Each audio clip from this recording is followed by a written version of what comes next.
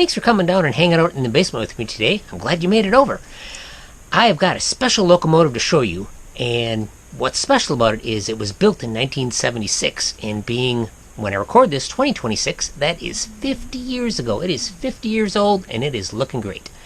Now, I do have other locomotives that are older, and some other locomotives that look better than this, but when you get to a nice even number like 50, you gotta celebrate that. What we've got here is a Milwaukee Electric Lionel number 6-8558. And I've got the original box for it, which is cool.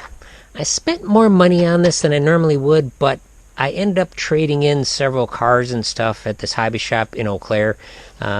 So the list price on it was $169.99, and with the trade-in and stuff, I got it for significantly less than that. So I'm okay with that. But the list of features on the box are Lionel pull-more motor, and we'll take a look at that. Pantographs, yep. Working headlights, that's good. Illuminated cabs, sure. Metal frame, always nice. Die-cast trucks, yep. Operating couplers, remote forward, neutral, reverse, yep. Weight over 3 pounds. So that's pretty cool. Same thing on the end here.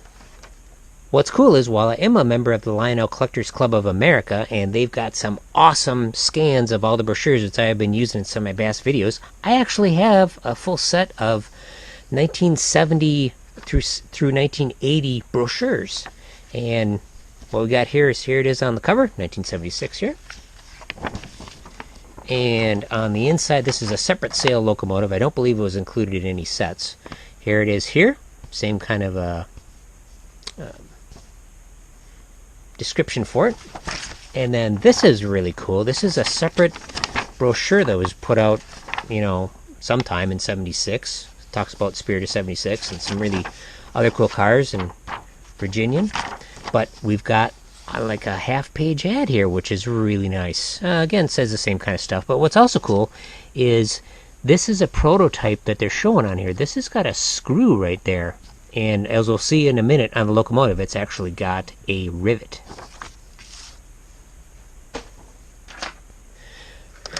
But here we go. There is the rivet, and we do have a crack in the shell, but yeah, that's okay. That's pretty common. Very kind of a plain shell, just like the Pennsylvania one over there. It's the same thing. But, of course, decorated for the Milwaukee Road. And the thing I found interesting about this after looking at it a little closer is we've got a different kind of switch here. And looking through here, I can see a circuit board. So this has been modified with a electronic reverse unit. I did test this out at the hobby shop. It does run and stuff, but we'll take a look, and then we'll run around the track just a little bit, and then we'll pop the shell. Okay, we are ready to try it out here. Yeah, there's no buzzing of the E unit and stuff, so that'll be kind of fun to check it out. With that lighter painted interior, let me get you a little closer here. That lighter painted interior, you can really see in there. But also, you can see the motor.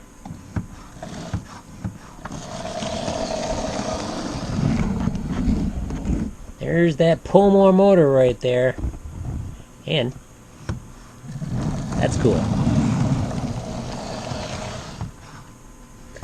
Alright, let's send it around the track, and then we'll pop open the cover. Yeah, she runs good.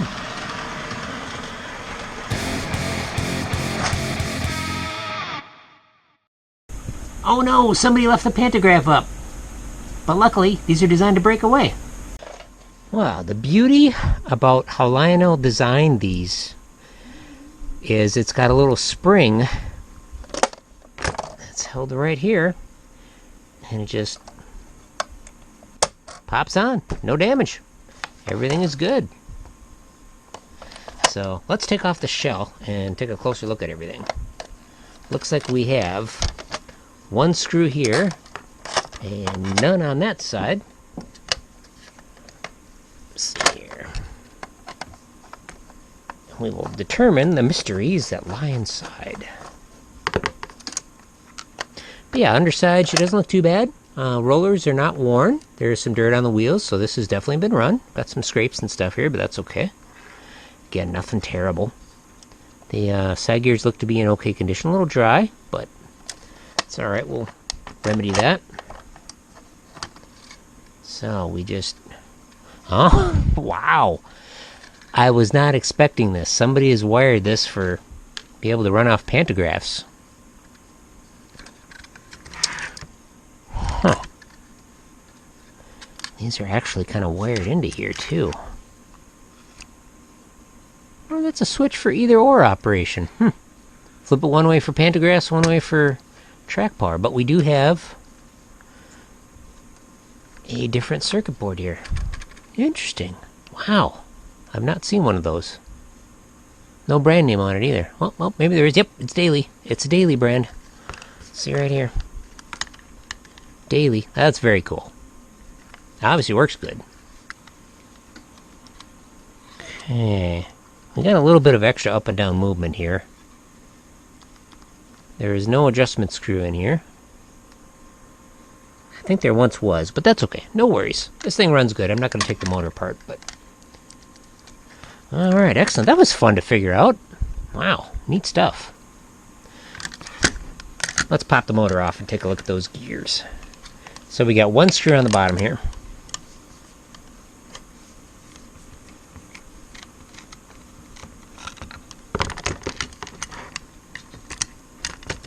Not quite loose enough. There it goes. This guy comes up. Got some nice grease in there. This could probably move a little easier, but no big deal. And this thing could definitely move a little easier. It's not terrible. But let's give it a good servicing here. Pop this screw off.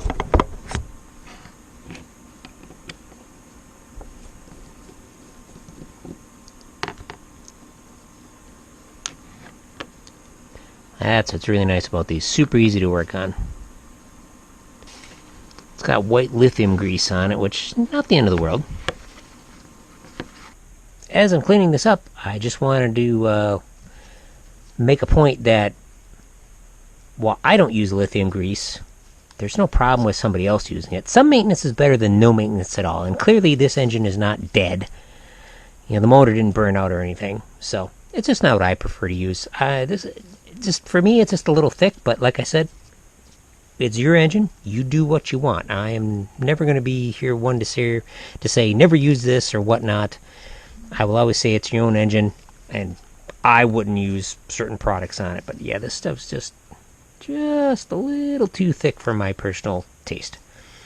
Take this out to the garage and hose her down with a little naphtha. Luckily, naphtha cuts this stuff pretty good. And we'll be back and put some fresh lube in and go through the motor. Alright, that naphtha made quick work of the old lubricant, which is great.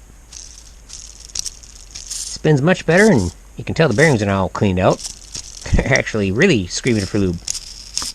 But we'll put some lube in here.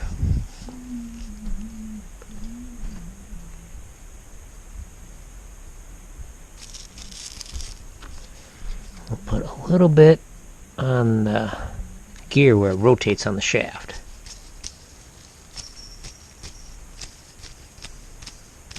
Much better.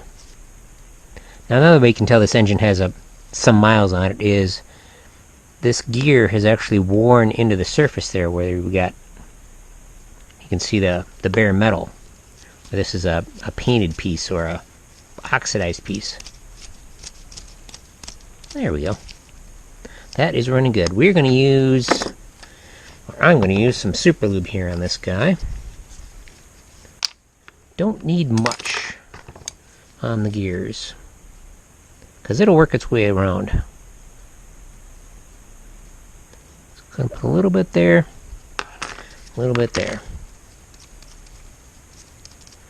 That will get worked around. Now this guy, we want oil where the shaft rotates on its bushing.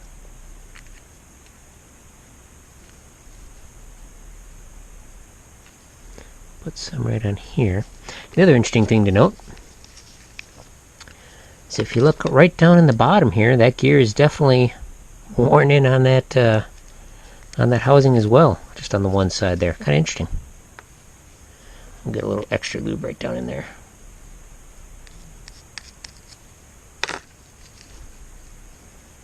Okay. This guy in. And also on the gear, while it's certainly not worn out, you can tell there is some wear in there. But certainly good enough for what I use it for.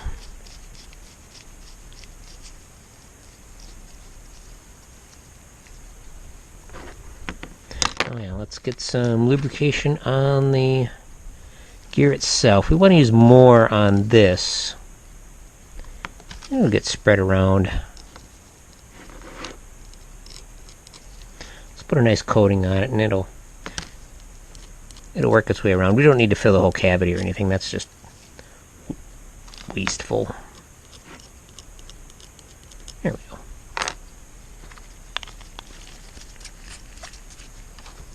Again, I'm turning the screw counterclockwise, and when it drops in is when I'll start turning it clockwise, so we don't want to cross-thread it.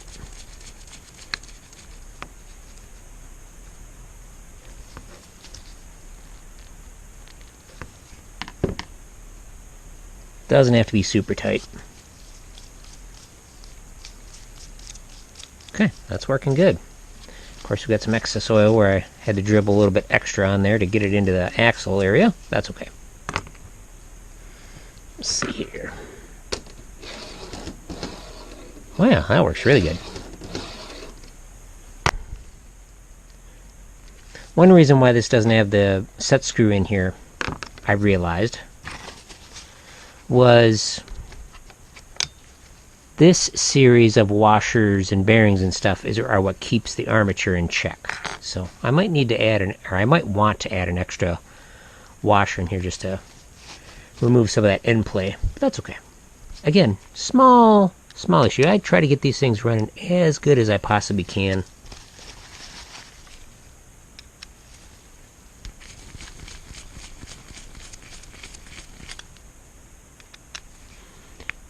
This thing certainly ran fine, but if I can get it to run a little more efficiently, perhaps, it'll be worth it for me.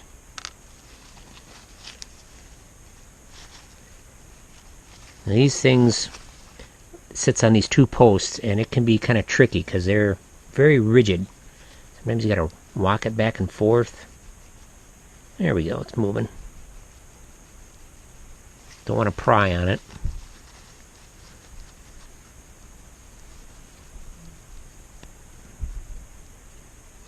Rocking it side to side here. Here's the brushes.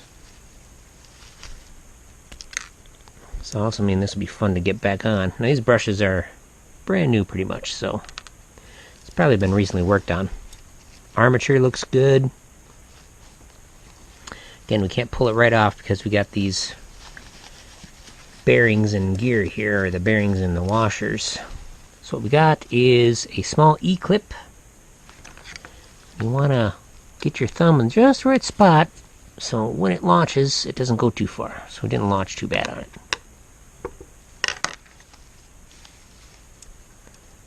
Okay, there's our washer there. So we got a sleeve, or a bushing right here, I should say. No, I'm checking for other washers or anything. There isn't. On this side, there is a washer and a ball bearing. And just the bushing there, so get some of this yucky stuff out of there. I'm going to go out to the garage, or actually I can do it right here. I'm going to clean this stuff right here. We got a washer, we got the another ball bearing, and a washer. And then there's our other E-clip right there.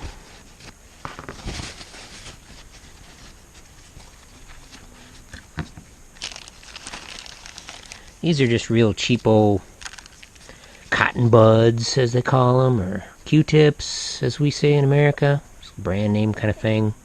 But it's better to buy higher quality ones because these are just dirt cheap, and yeah, they don't last long at all.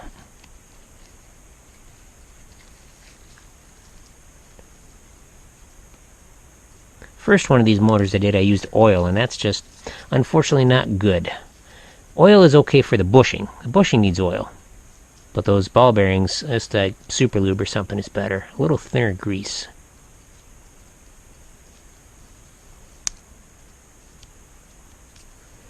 Okay, so we got the old stuff out of there.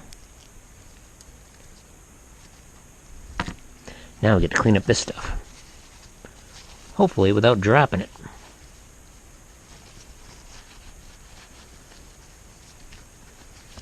So here it is. Just a little plate with 5 ball bearings in it.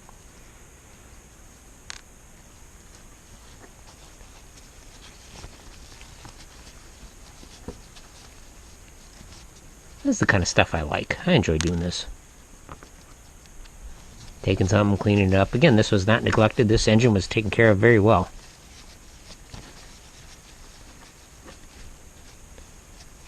And when I'm done, it'll probably run just as good. Maybe a little bit better.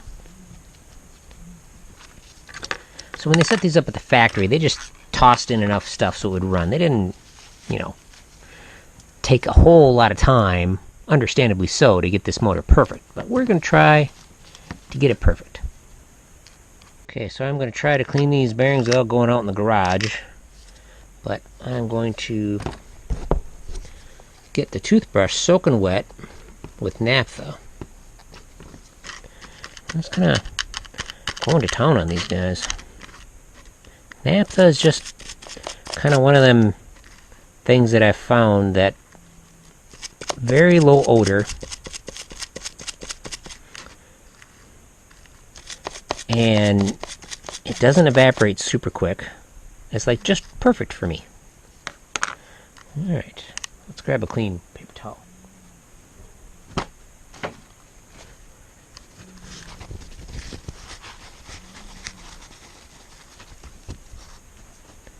There we go. That is really nice. I'm just going to put a little bit of oil on the bushing, because this is just a standard bushing. It's not an oil-light bushing, like a porous bushing.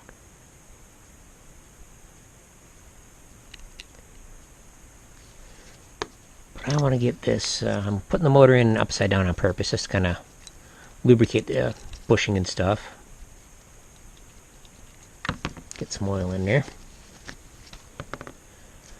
And then we'll try to set the lash on the motor.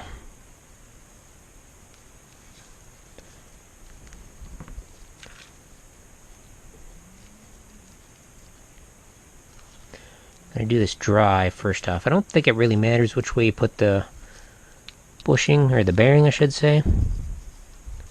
Ideally we want the motor to be even with the rest of it. We want everything to line up as good as we can. I think that's perfect. So we're going to need more, like a bigger bushing on the bottom, I think. So if I put that bearing in, ball bearing, I need to clean that a little better too, don't I? We're just doing a dry fit right now.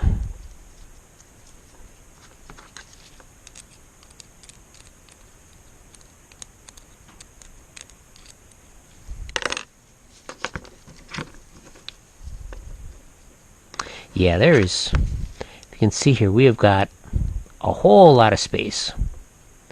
So let me go digging through my spare parts and see what I can find out. And take your thumbnail and we will clean this guy out. Found some new ones that I purchased from trains.com. They're real thin ones, but I also found some other thin ones in my stash from motors I've taken apart, so we're going to have to stack a few, which is okay. How many do we need? This is the original one. Let's see here.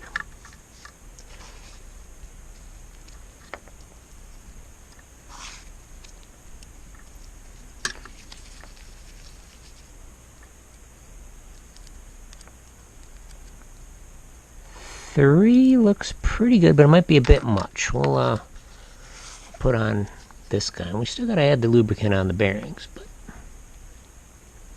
3 might be too many. Again, you really got to be careful. This is where this clip can go flying when you're clipping it in.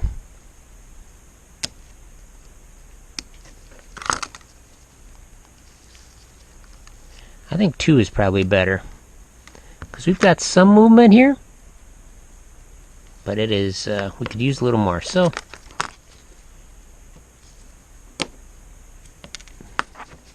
we'll pull one off, hopefully.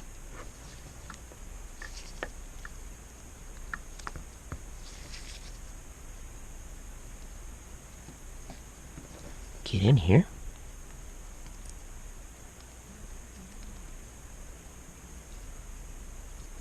There we go.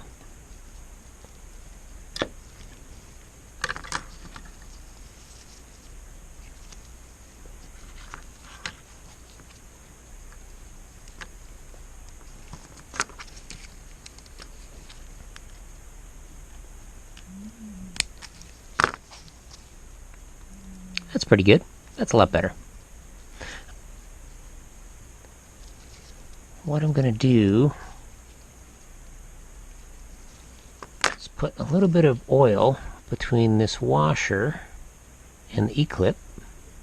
Not much, just a little bit. Come on.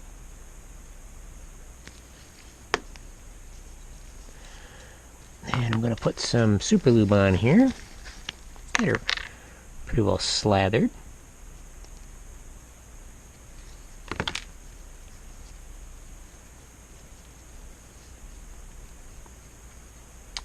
Get a little more in there.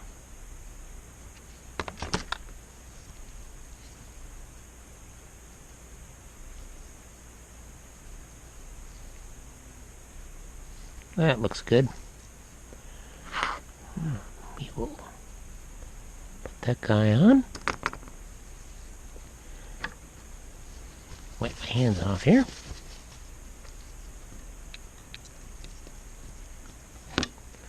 Then we will prepare the other bearing.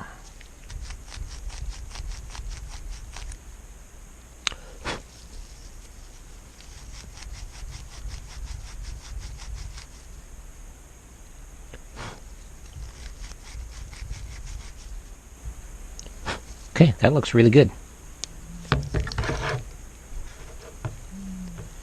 Wipe down these brushes. Like I said, these brushes are like brand new.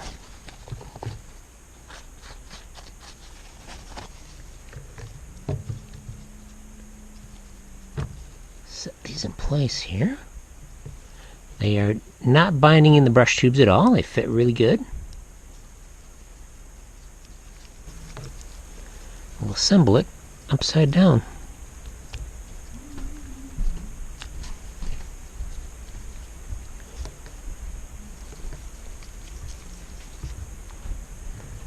Here's the trick. Gotta get this wire in the little gap. There we go. We need to get the thing to sit on there straight. So right now this side is too far that way, so peel it back a little bit. Shouldn't have to force it.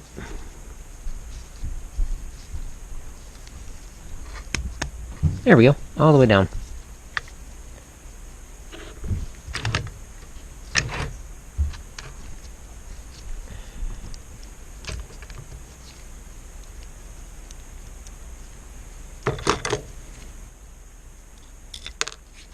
For some reason I brought over a E-unit, which I do not need.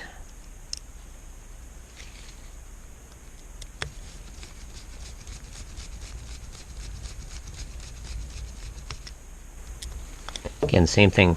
Rotating it counterclockwise until it sits in, then moving forward with it clockwise.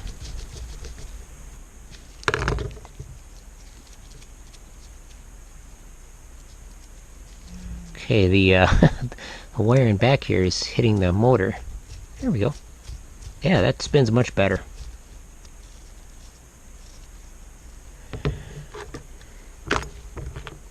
We already got plenty of lubrication on here, so I'm not too worried about it.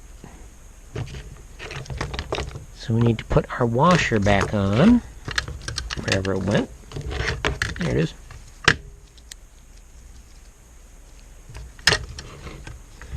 And we'll just put a little bit of thin film lube here just to help it rotate.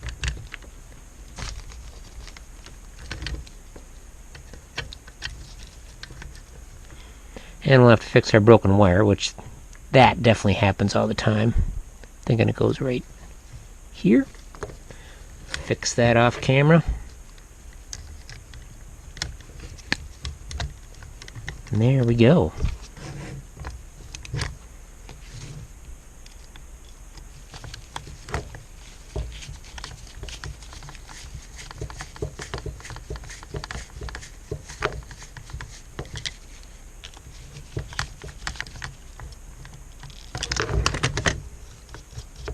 That is working great. I will verify where this wire goes, and then we will give her a test run. Progress has been made. I got that wire soldered back on, and somehow this thing actually worked without that wire, because that provides the ground or the other path for the circuit board to operate, but somehow it's still able to function, but much better to have it hooked up correctly. And let's give her a quick test here.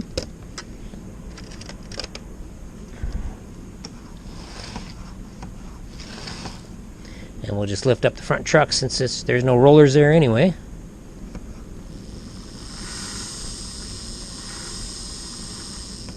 Sounds real smooth.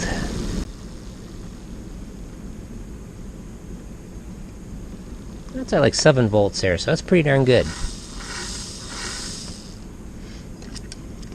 I deleted the wiring for the pantograph. I also moved this wire. I had it peeking out over here and it was kind of dragging on the motor, so as soon as I got that back in the right position, goes back under there and got it tight, the motor responded very well. Just got to make sure we don't pinch any wires here. And let's see here. Yeah, we're looking pretty good. That's good. Okay, everything's looking really good.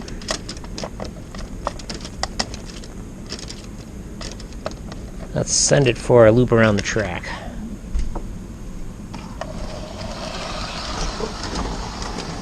Beautiful. Oh yeah, it runs really nice. We're at 10 volts right there. And that is looking real good. Let's pick some appropriate cars and we'll get this thing running. We'll wrap it up. Well, there you have it. The Milwaukee Road EP5 is good to go. Future plans probably are going to be to remove that electronic reverse unit and put the correct one in there. Why? Because it's overkill for this thing. One motor, it doesn't need this, and it'll be good for another project. But yeah, everything's good to go. I think it's running great. It was running good before, but I think it's running even better. And what I got hooked up to it is some of my TCA passenger cars. These are really nice aluminum passenger cars that were produced for several years, one car each year. What's really cool about them is the orange matches up with the Milwaukee Road, so that's cool. And if you look online, they're not as expensive as other aluminum cars from the same era because they don't say Pennsylvania and whatnot. But yeah, definitely worth checking out if you're kind of into this. So let's get her a couple loops around the track, and I will say thank you very much for watching, and I hope you check out the back catalog because there's a lot of cool stuff going on in there. Use my remote control here for the Z4000. I only got a few cars hooked up. I like that tail car. That red light on the back's pretty cool.